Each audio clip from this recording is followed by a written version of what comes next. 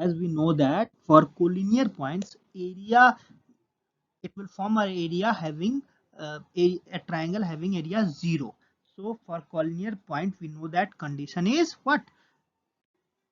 x1 y2 minus y3 plus x2 y3 minus y1 plus x3 y1 minus y2 is equals to 0. Now putting these x1 x2 x1 x2 y1 y2 y2 y3, we will get this equation, and solving this we will get this equation 2x minus 25 plus 5y minus 4y plus 28 equals to 0, and solving this we will get 2x plus y plus 3 equals to 0, and this is our required relation.